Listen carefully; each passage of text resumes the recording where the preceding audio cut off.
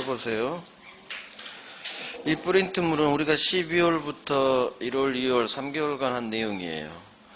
이 프린트물 내용을 제가 시작할 때 요약해 준 거 있죠? 거기에 다 들어있어요. 그러니까 이 프린트물만 달달 하세요. 결국 시험은 여기서 나와요. 그러니까 잘 하시기 바라요. 자, 계약 24페이지 펴세요. 이 앞주에 한 거 프린트물 보면서 이야기해 드릴게요. 24페이지 계약 총론까지 들어가 있어요. 24페이지. 자, 보면서 계약의 종류죠. 매매, 교환, 임대차 계약은 쌍무, 유상, 낙성, 불효식 계약이다. 쌍무, 서로 대가적 채무. 유상, 서로 대가적 출연. 반대급부 있죠. 낙성, 합의만으로 계약이 바로 성립.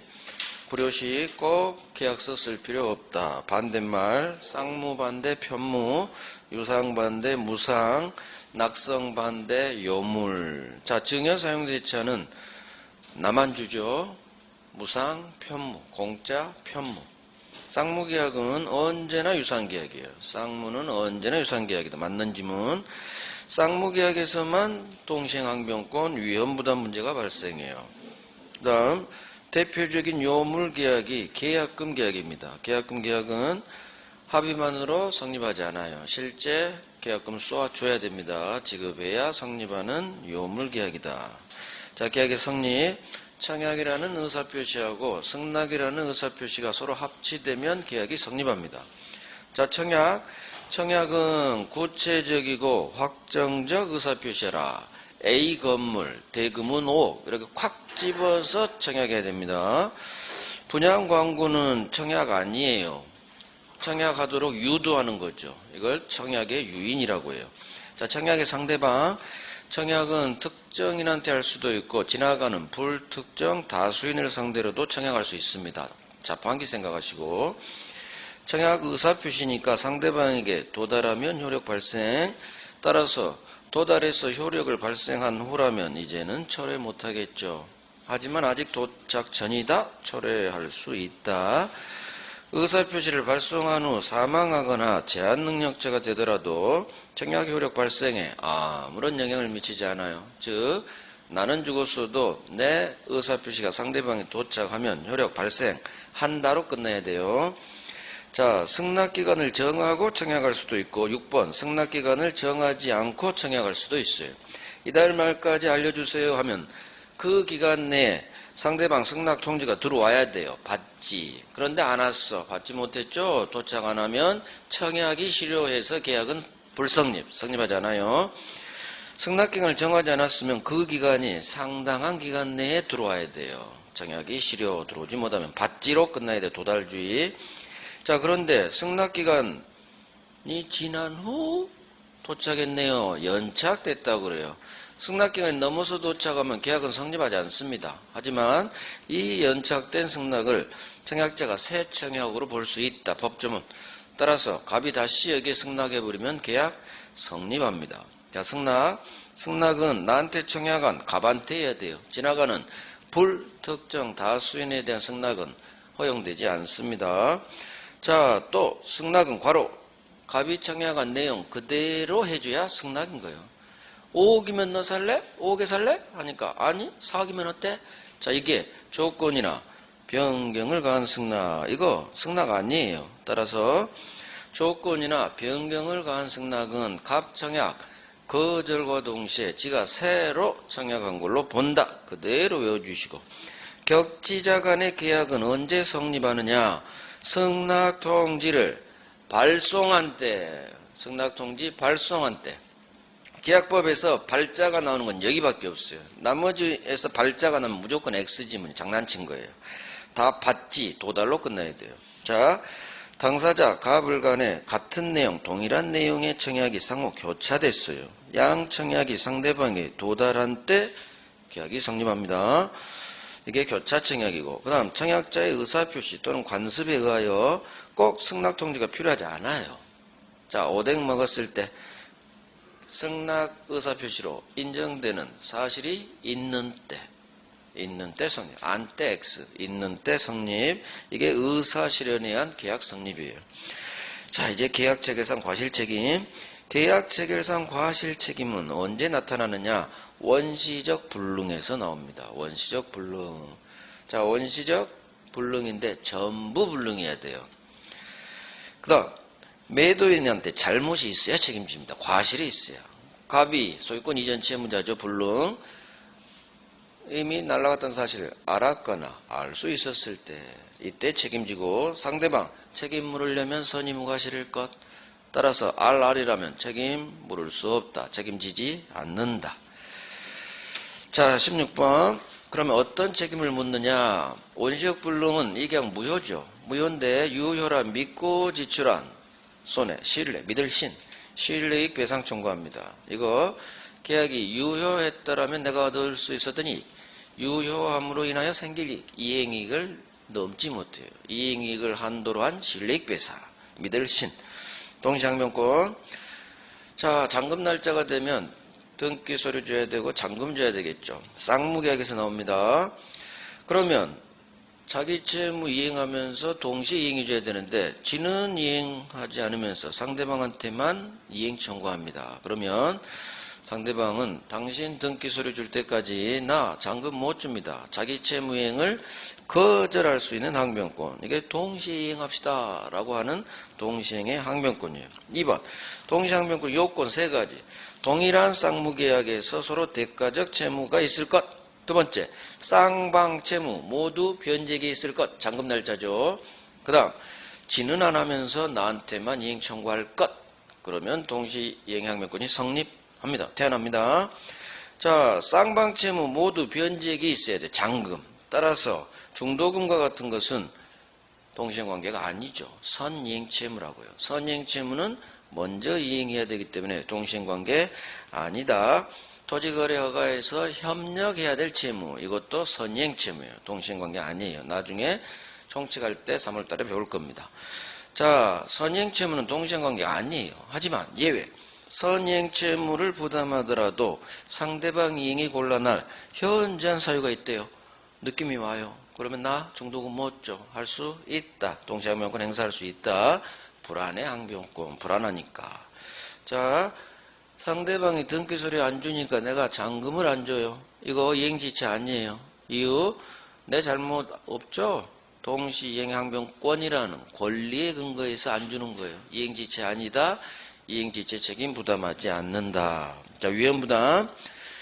위험부담은 계약 체결한 후 건물이 날아간다. 후발적 불능에서 나타나요. 자, 왼쪽 놈 매도인이 채무자, 소유권 이전 채무가 불능에 빠지니까 왼쪽 놈이 채무자, 오른쪽 놈 매수인을이 채권자예요. 자, 채무자의 소유권 이전 채무가 후발적 불능이 됩니다. 불능의 원인을 따집니다. 채무자 귀책 사유로 불능이 됐네요. 이거 채무자 귀책 사유로 인한 이행불능, 채무 불이행 문제입니다. 위험부담 아니에요. 채무 불이행에 따라 을은 계약 해제 또는 손해배상 청구할 수 있어요.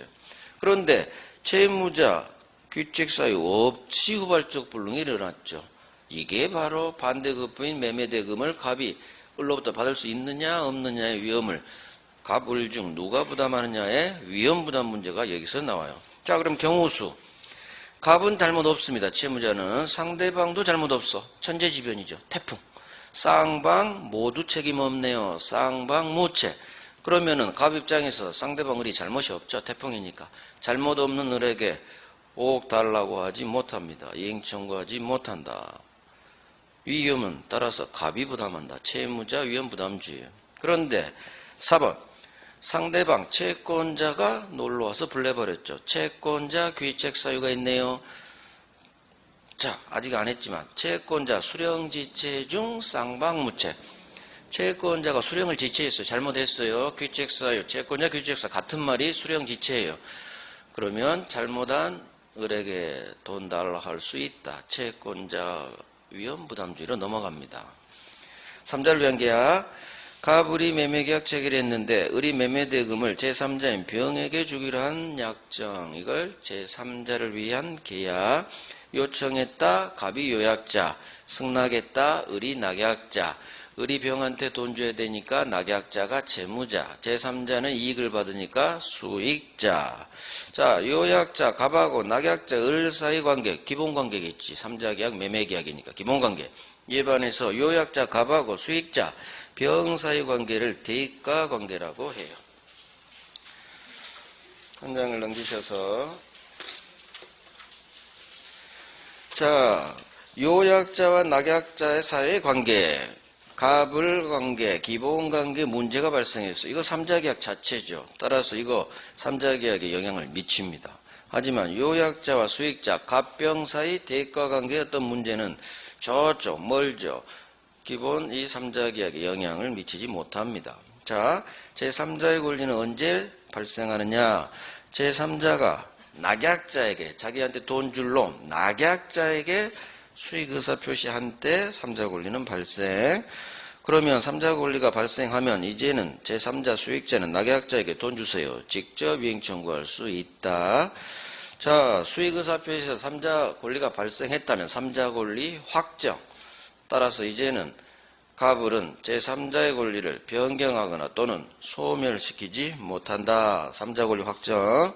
자, 채무자, 낙약자, 을은 3자에게 상당한 기간을 정해서 너 수익 받을 거야 말 거야 물어봅니다. 답점해 줄 것을 최고.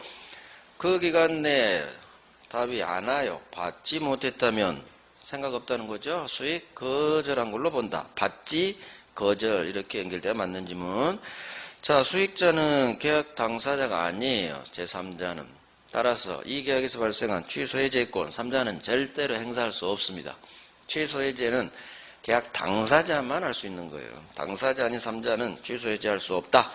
낙약자 을은 요약자와의 계약, 갑과의 계약, 기본관계에 여기에서 발생한 항변 사유로는 제3자 수익자에게 대항할 수 있다. 매매계약에서 등기소리 안 주면 3자한테 잔금 못 줘야 할 수 있다. 하지만 요약자와 수익자 사이 법률관계, 갑병 사이 법률관계, 대가관계 다 같은 말. 저쪽에 대한 항변으로는 제3자에게 대항할 수 없어요. 서술어가 바뀌어요. 계약 해제. 이행지체입니다. 이행할 수 있음에도 안 하는 게 지체 상태라고 하고 채무자 귀책 사유가 있어야겠죠. 자, 상대방은 바로 해제는 못하고 상당 기간을 정해서 이행할 것 3번은 최고하고 그래도 이행 안 할 때 해제. 자, 그런데 최고가 필요 없는 경우가 이행지체에서 2개가 나와요. 법조문. 상대방이 이행기 전에 미리 이행하지 않을 의사를 표시했어요. 이행 안 하겠다니까 굳이 최고할 필요 없죠. 최고 없이 바로 해제. 또 계약의 성질 또는 당사자의 의사 표시에 의하여 일정한 시일 또는 일정한 기간 내에 이행하지 않으면 계약 목적을 달성할 수 없어요. 반드시 시간 지켜야 되는 계약, 결혼식 환, 정기행위. 이때는 그 시간 안에 못 들어오면 최고 필요 없죠. 바로 해제합니다. 바로 해제. 그 다음 이행불능, 채무자 귀책 사유로 후발적 불능, 이행불능. 최고 필요 없죠. 바로 해제. 그래서 이행불능은 최고 없이 바로 해제. 자, 주된 채무 불이행해야지 부수적 채무 불이행의 경우에는 해제할 수 없습니다. 소유권 안 주고 대금 안 줄 때 채무 불이행이라고 하는 거지 부수적 채무 불이행을 이유로는 계약 날려버릴 수 없습니다. 대표적인 부수적 채무가 뭐냐? 협력 채무예요. 토지거래허가 신청 절차에 협력할 협력 채무는 선이행 채무, 동시행 관계 아니고 두 번째 부수적 채무다. 이 2개를 외워두시면 아주 좋아요. 자, 해제 의사표시 도착한 후라면 철회하지 못하겠죠. 자, 당사자 일방 또는 쌍방의 수인 여러 명입니다. 해제 또는 해지는 그 전원으로부터 전원에 대하여 그대로 외웁니다. 전원으로부터 전원에 대하여. 그 다음 세트죠. 해제권이 A, B, C 세 놈 중 한 놈 당사자 1인한테 소멸했어요. 불가분입니다. 운명을 같이 해요. 다른 당사자에 대해서도 같이 소멸합니다. 불가분. 서로서로 못 나눠요. 운명을 같이 한다.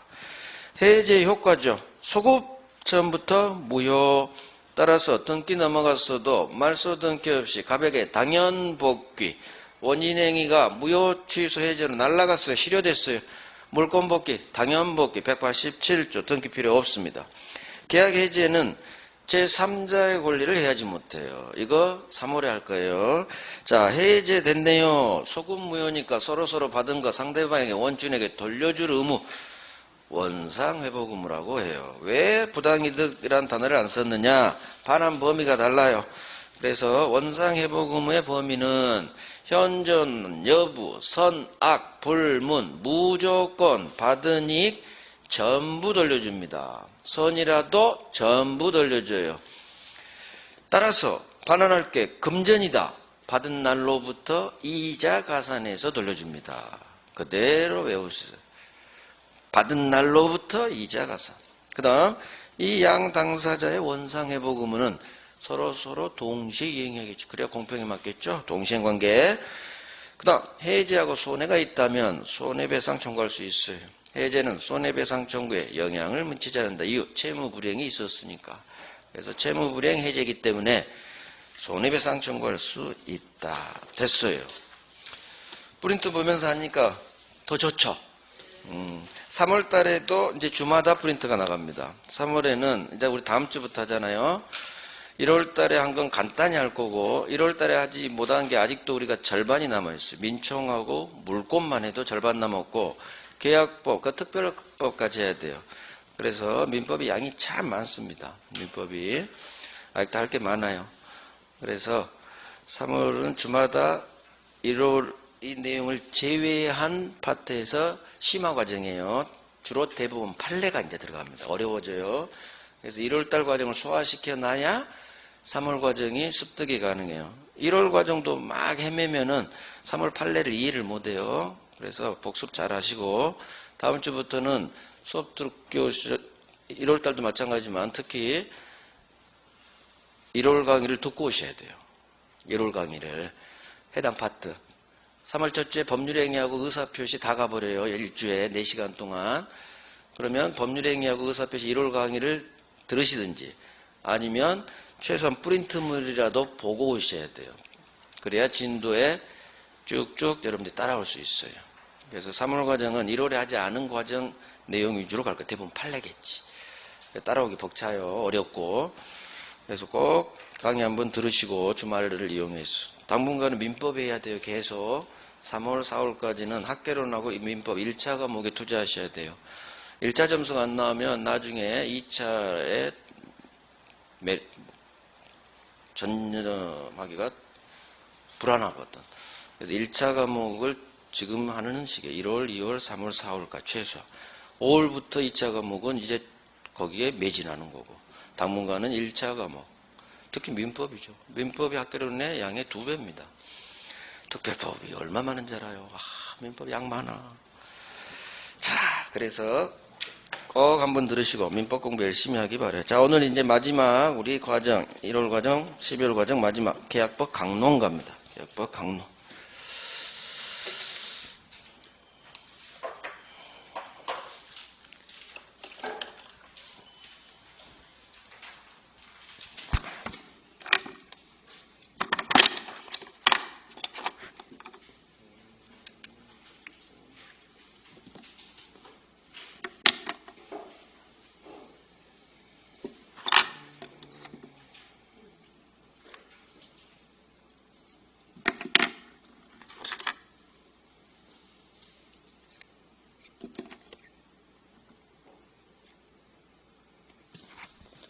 자, 계약 강론에서 매매, 교환, 임대차인데 첫 번째 배울 게 매매계약이에요.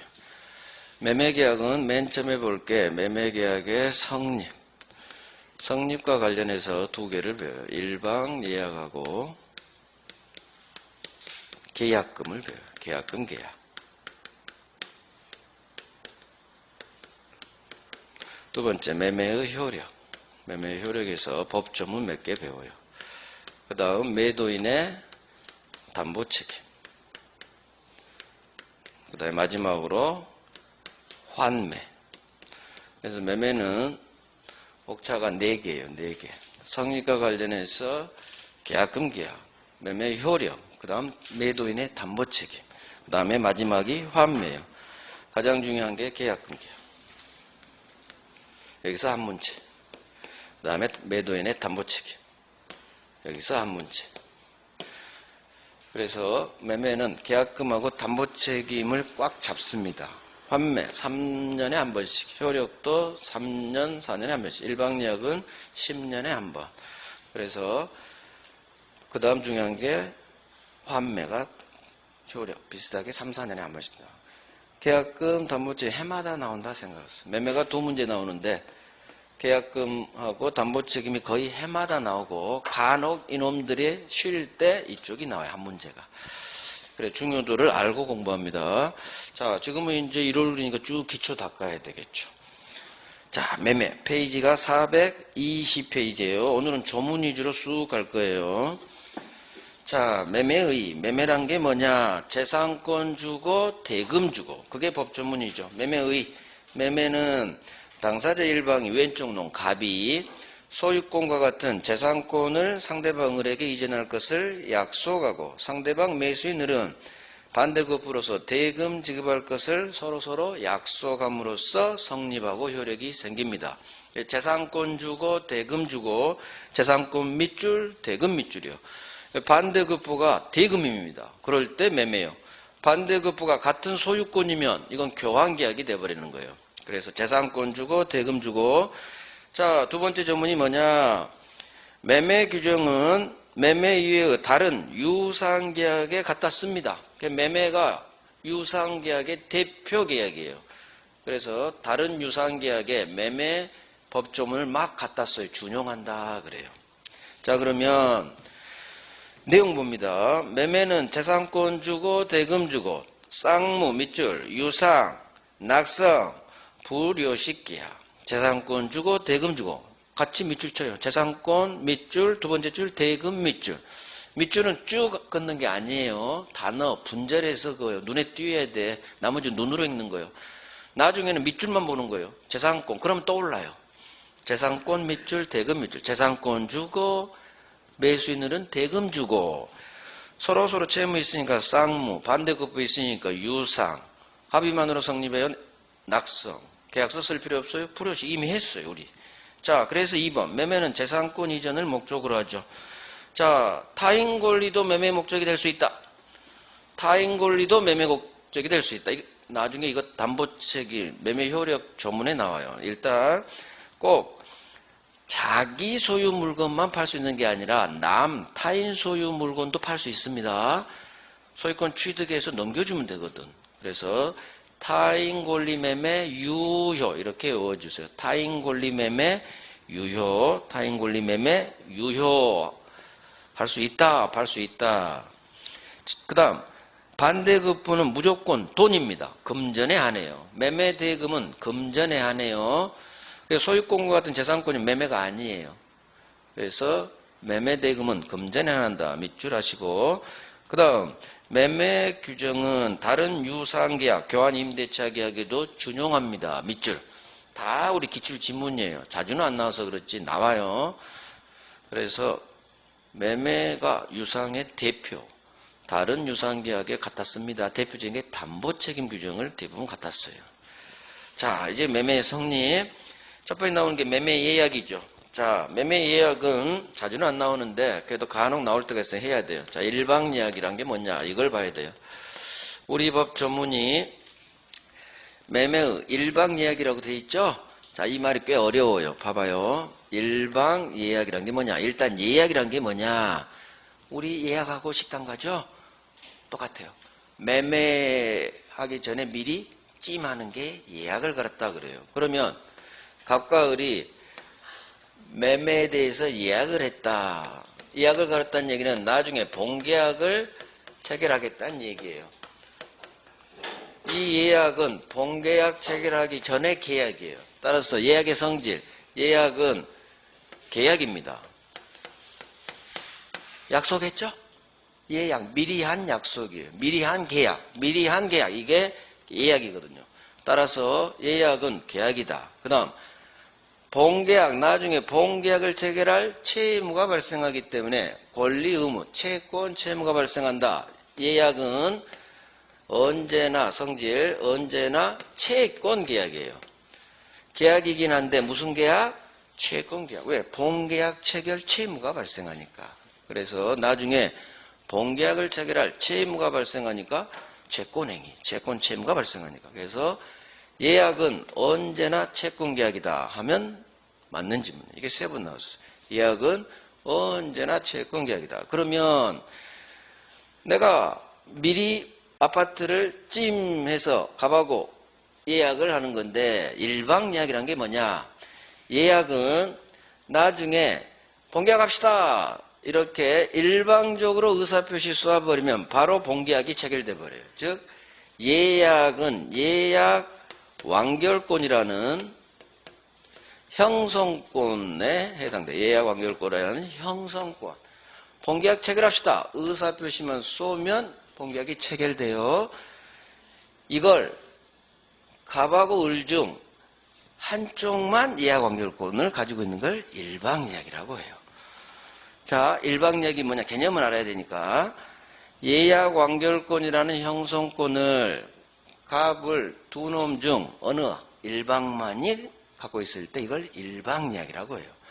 대부분은 매수인이 갖고 있겠죠. 나중에 본계약합시다. 의사표시 쏘면 바로 본계약이 체결되는 효과가 발생해요. 이게 일방예약이에요. 그러면 법조문 봐봐요.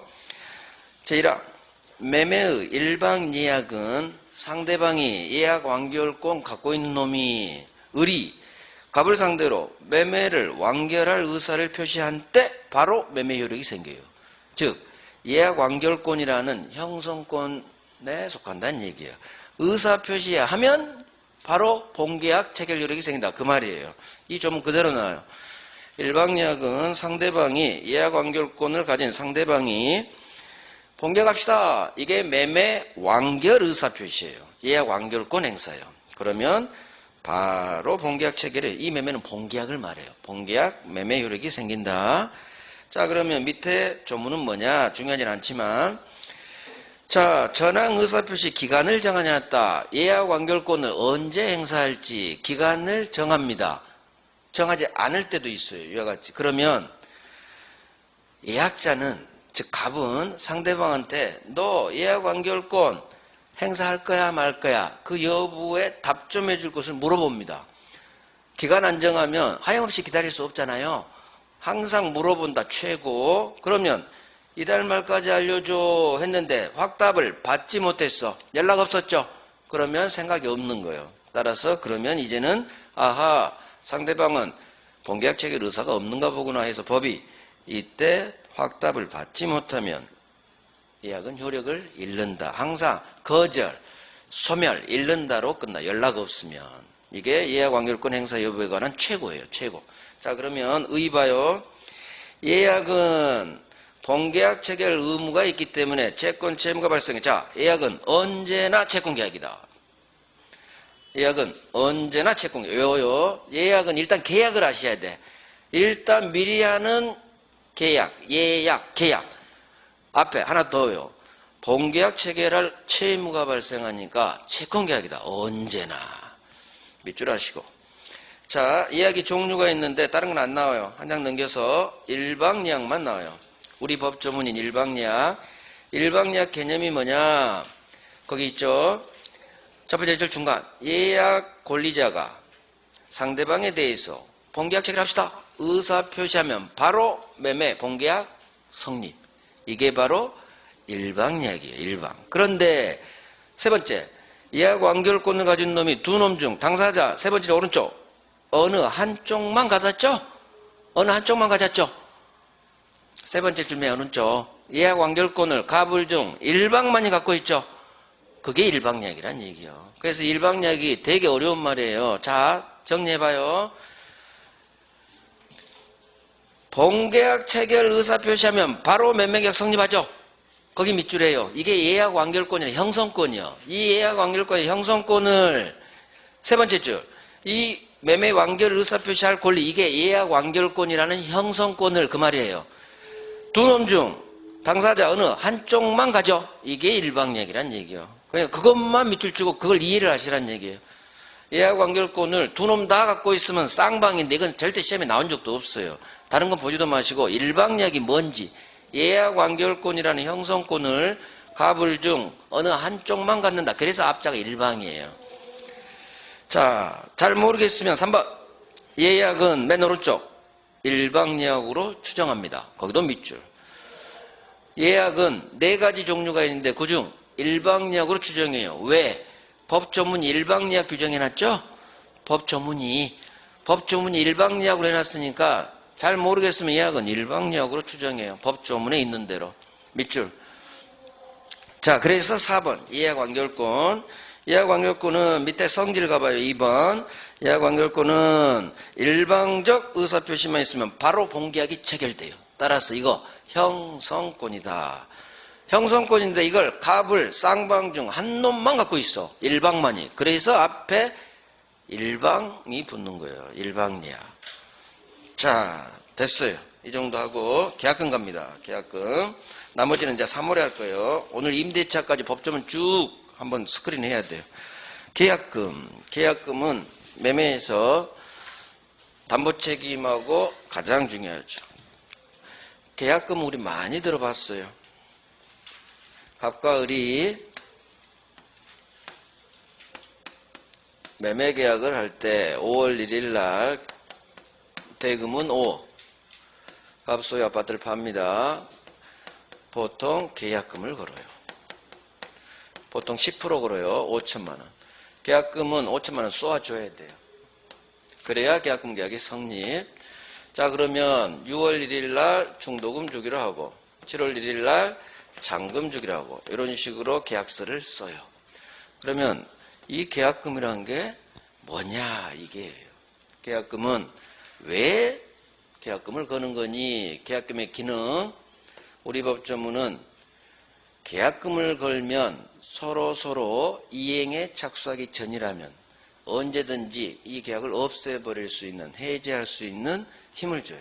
마음 바뀌면 언제든지 이 계약 해지하세요 할 수 있는 힘. 이게 계약금의 주된 기능이에요. 또 하나는 상대방이 채무를 이행하지 않으면 이 걸어놓은 계약금을 받은 놈은 2배 돌려줘야 되고 준 놈은 뺏겨요. 채무 불이행 시 계약금을 상대방한테 뺏기는 기능. 이 2가지 기능. 이걸 계약금의 2가지 기능. 하나는 계약을 해지할 수 있는 해약금으로서 기능하고 하나는 위약. 계약을 위반했을 때 뺏기는 계약금 5천만 원을 뺏겨요. 상대방에게. 위약금. 계약을 해지할 수 있는 해약금으로서 기능하는 경우. 2번째. 계약을 위반했을 때 계약금 상당액을 상대방에게 뺏기게 돼요. 계약을 담보 목적으로 하는 거죠. 계약 이행을 담보. 이게 위약금의 주된 2가지 기능. 우리 법조문은 해약금에만 있어요.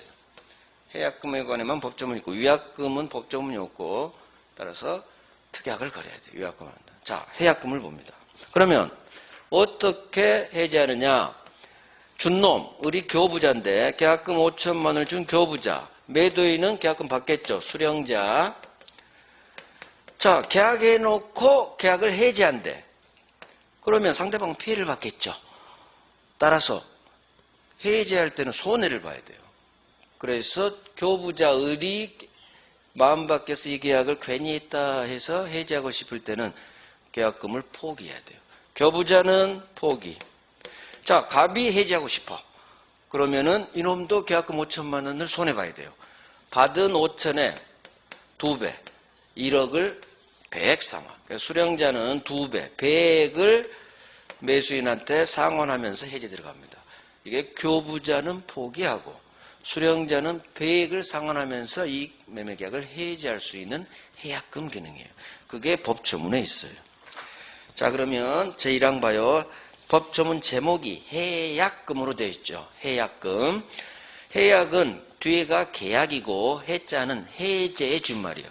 매매계약을 해제할 수 있는 기능의 계약금을 해약금이라고 해요. 자, 제1항.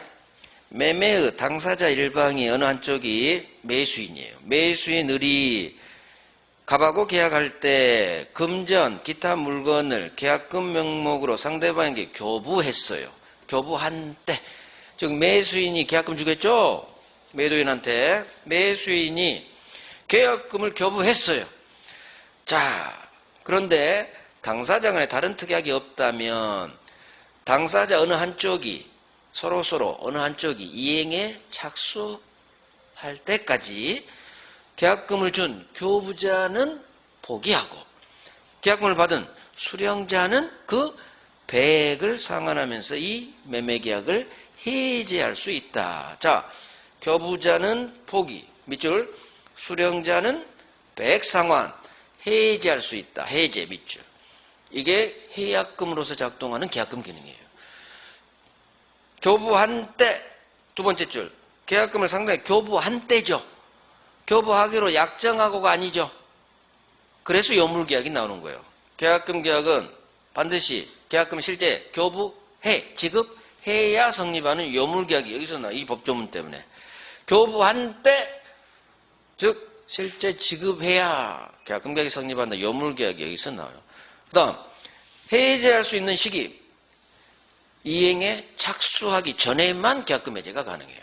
이행에 착수할 때까지 밑줄. 그래서 상대방이 이행에 착수했다, 즉 중도금 줬다, 그러면 계약금 해제는 못합니다. 서로. 이게 해약금으로 작동하는 계약금 기능이에요. 자, 그러면 의 봐봐요. 계약금이란 다 필요 없고 다 필요 없네요. 성질 봅니다.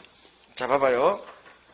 계약금은 우리 법조문은 마음이 바뀌면 을이 중도금을 주기 전이라면, 이 중도금 주는 게 이행착수예요. 대표적인 이행착수. 얘는 등기서류는 이때 줄 거 아니에요. 중도금이 먼저 들어와요. 그래서 보통의 계약은 중도금 주는 게 이행의 착수, 이행에 착수하기 전에, 이행착수하면 못하거든.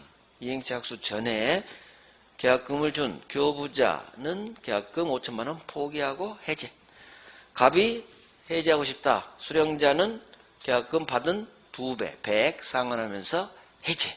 서로 계약금 날리면서 포기하는 거예요. 왜 그러겠어? 계약 잘못했으니까. 그래서 비록 10% 날리더라도 전체 5억 주기지는 못하겠다 이거예요. 그래서 10% 선에서 손해 그냥 여기서 끝내겠다. 손절하겠다 그거예요. 이게 계약금 거는 첫 번째 목적이에요. 마음 바뀌면 계약을 없애버려야지. 손해봐야겠죠? 마음대로 계약해놓고 해지해야 되니까. 그래서 교부자는 포기, 수령자는 배액상환. 자, 계약금 해제 시기, 이행 착수 전에만 가능해요. 이행 착수 전에만. 그러면 계약금 계약은 두 가지 성질이 있는데 이 두 개가 10번 나왔어요. 첫 번째, 요물계약이죠. 계약금 계약은 반드시 계약금을 지급해야만 성립해. 약속만으로 성립하지 않아요. 낙선계약 반대 요물계약. 두 번째, 매매가 주, 계약금은 종. 계약금 계약은 종된 계약이에요. 이게 5번, 이게 5번 나왔어. 그래서 매매의 부수에서 행해지는 종된 계약이다. 이 두 가지 성질의 밑줄 할 거예요. 자, 성질 첫 번째 1번 요물계약이다. 계약금 계약은 요물계약이에요. 요물계약.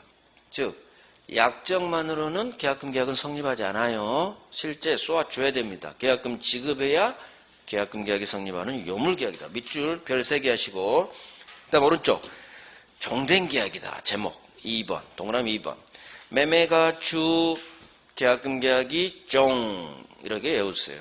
매매가 주, 계약금은 종. 그래서 계약금 계약은 주된 매매 계약의 부수에서 행해지는 종된 계약이다. 잘 나와요. 그래서 계약금 계약 성질 요물계약이다. 종된 계약이다. 종된 계약도 별 3개. 자, 넘깁니다. 넘겨요. 자, 2번 봅니다. 계약금의 종류 2번 해약금이라고 나와 있죠. 자, 해약금이 방금 본 대로 계약금을 걸면 언제든지 마음이 바뀌면 이행착수 전이라면 계약을 해지할 수 있는 기능, 이게 해약금. 그러면 계약금 걸면 특별한 말이 없으면 맨 오른쪽 있죠. 특약이 없는 한 계약금은 해약금으로 추정한다. 별 3개, 5번 나왔어요. 잘 모르겠으면 해약금으로 추정합니다. 즉 특약 없어도 계약금 해지할 수 있단 말이에요. 특약 안 걸어도 해지할 수 있어요. 이행착수 전이라면.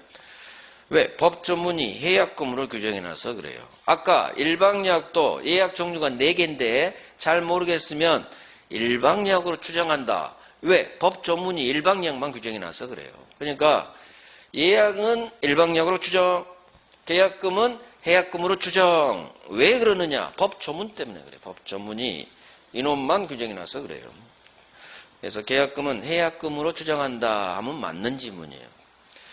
자, 위약금은 3월 해볼 거고, 오른쪽 해약금 해제 4번 이제 계약금 해제 또는 해약금 해제 그래요. 해제할 수 있는 힘이죠. 자, 해제 방법. 계약금을 지급한 매수인이 해제를 하는 경우에는 계약금 지급한 교부자죠. 교부자는 포기하고 해제 의사표시. 포기하라는 말이 없어. 내용에. 없죠? 써요. 교부자는 포기. 이게 들어가야지. 교부자는 포기하면서 해제. 의사표시 하라는 얘기예요. 교부자는 포기. 그 다음 두 번째 줄. 계약금을 수령한 매도인은 해제 의사표시에 계약금 100 제공. 100 상한이라고 돼 있죠? 2배 주면서. 그래서 교부자는 포기하면서 해제. 수령자는 100 상환하면서 해제. 해제 의사표시는 당연히 해야지. 근데 교부자는 포기하겠죠. 포기하면서 해제. 수령자는 아까 법조문 있죠. 아까 법조문. 교부자는 포기. 그걸 외우란 얘기예요. 교부자는 포기. 수령자는 100 상환하면서 해제 의사표시는 해야겠죠. 그 의미예요. 그 정도만 하면 돼요. 자, 해제식 2번. 동그라미 1번. 계약금 해제는 언제까지만 가능하느냐? 당사자 어느 한쪽이 밑줄, 당사자 어느 한쪽이 이행에 착수할 때까지만 계약금 해제할 수 있어요. 앞으로 계약금 해제할 거예요. 이행에 착수 전에만 가능해. 이행 착수 전에만. 그러면 이행 착수가 뭐냐? 동그라미 2번. 밑에 두 번째 줄. 중도금, 밑줄. 중도금 주는 게 대표적인 이행 착수예요. 중도금. 따라서 중도금이 들어오면 계약금 해제할 수 있다, 없다? 못해요. 값도 못하고 을도 못해. 그러니까 중도금이 대표적인 이행의 착수라고요. 그래서 중도금 들어오기 전에 다 계약금 해제가 들어갑니다. 자, 거기만 하면 돼요. 이행에 착수할 때까지 여기 별 3개 해야지. 중도금 같이 별 3개예요. 그래서 중도금이 되게 중요한 말이야. 앞으로 중도금 가지고 다 해결해요. 계약금 해제할 수 있는지 없는지는 중도금으로 다 끝내버립니다. 3월에. 자, 이제 넘깁니다. 계약금 해제했어요. 그러면 해제의 효과. 자, 그러면 한번 봐봐요. 계약금 해제는 언제 가능하냐? 중도금 들어오기 전에. 아무것도 이행한 게 없어요. 이행한 게 있다. 그러면 계약금 해제를 못 하거든요. 그래서 계약금 해제를 했어요. 을이 중도금 주기 전에 계약금 5천 포기하면서 해제했어. 그러면 계약금 해제의 효과. 첫 번째. 서로 받은 게 없어요. 계약금 해제는. 따라서 원상 회복 의무 같은 거 이런 거 발생하지가 않아요. 받은 걸 돌려주는 게 원상 회복 의무인데 계약금 해제는 언제만 나오냐? 이행 착수 전에만 가능하기 때문에 받은 게 없어. 원상 회복 의무 이딴 문제 발생하잖아. 두 번째 이게 더 중요해. 계약금 해제 하니까 상대방이 야 임마 네 해제 때문에 나 손해 입었어. 손해배상해. 상대방이 계약금 해제한 만약 을이 해제했다. 그럼 갑이 네 해지로 인해 나 손해 입었어. 손해배상해. 손해배상 청구할 수 있다 없다? 손해배상 청구할 수 상대방이 없지. 손해배상을 청구하려면 채무 불이행이 성립하거나 또는 불법행위가 성립해야 돼요. 그런데 계약금 해제한 을이 얘가 계약금 해제했어요. 계약금 해제한 을이 채무 불이행 아니잖아. 그래서 계약금 해제했다고 해서 손해배상은 청구할 수 없는 거예요. 왜? 채무불이행 법정 해제가 아니기 때문에. 그래서 계약금 해제하면서 이놈이 손해배상을 하고 계약금 해제를 이유로 이놈이 손해배상. 서로 손해배상은 절대 할 수 없어요. 이유는 손해배상은 채무불이행이 성립해야 되는데 이건 채무불이행을 이유로 해제한 게 아니잖아. 지가 마음 밖에서 해제하니까. 그러니까 이놈도 못하고 상대방도 절대 손해배상이 안 나와요. 이게 아주 잘 나와. 계약금에서 가장 잘 나온 놈이 동그라미 2번이요. 자, 계약금 해제는 마음이 바뀌어서 계약금 손해보면서 서로 날리는 거죠? 채무불이행 법정 해제가 아니야. 채무불이행이 없어. 따라서 계약금 해지와 관련해서 손해배상 청구할 수는 없다. 별 3개. 이게 6번 나왔어요. 계약금 해지의 경우에는 손해배상 청구할 수 없다. 한 놈도 못하고 상대방도 못하고 손해배상 청구할 수. 이유를 알아야 돼. 채무불이행 법정해지가 아니죠. 손해배상은 법정해지한 놈, 상대방이 채무불이행을 해지한 놈만 손해배상하는 거예요. 근데 계약금 해지는 채무불이행이 없죠? 마음 바뀌어서 하는 거니까. 그래서 손해배상 청구할 수 없다. 자, 이 정도가 계약금에서 가장 기초면서 아주 중요한 놈들이에요. 그래서 오늘 본 밑줄하고 별 3개 한 거 그것만 해도 거의 절반 한 거예요. 자, 이제 오른쪽 매매계약 비용 부담이요. 자, 조문 하나 나옵니다. 매매계약할 때 비용이 발생했다. 이거 잘 모르겠으면 특약 없는 한 당사자 쌍방이 균분 서로 절반씩 부담한다. 말 되죠? 매매 계약할 때 발생한 비용이 있다. 그러면 특약이 있으면 특약이 따르고 왜 계약법 규정은 다 특약 먹힌다겠죠? 계약법 규정은 머리끝부터 발끝까지 특약은 다 유효해요. 근데 특약이 없으면 절반씩 부담해라. 그러면 매매 계약 비용이 뭐냐? 1번에 있어요. 혹시나 토지 매매에서 측량할 필요가 있다. 밑줄 측량비용. 또 감정할 필요가 있다. 감정비용. 거기다 하나 써요. 공증비용. 계약서 작성 시 공증비용. 계약서 작성할 때 공증하는 사람도 있죠. 이게 계약할 때 관련된 비용을 말해요. 그래서 3개. 공증비용, 측량비용, 감정비용. 자, 이것만 계약비용이고 나머지는 계약비용이 아닌 놈이 나와요. 그건 뭐 중요하지 않으니까 지금 안 할 거고. 기본적으로 매매계약비용은 계약서 작성할 때 공증했다. 공증비용. 측량비용. 감정했다. 감정비용. 이게 대표적인 계약비용이고 특약이 없다면 절반씩 균분부담. 안 중요해요. 자, 그러면 매매 이제 효력가입니다. 매매 효력. 여기는 10분간 쉬고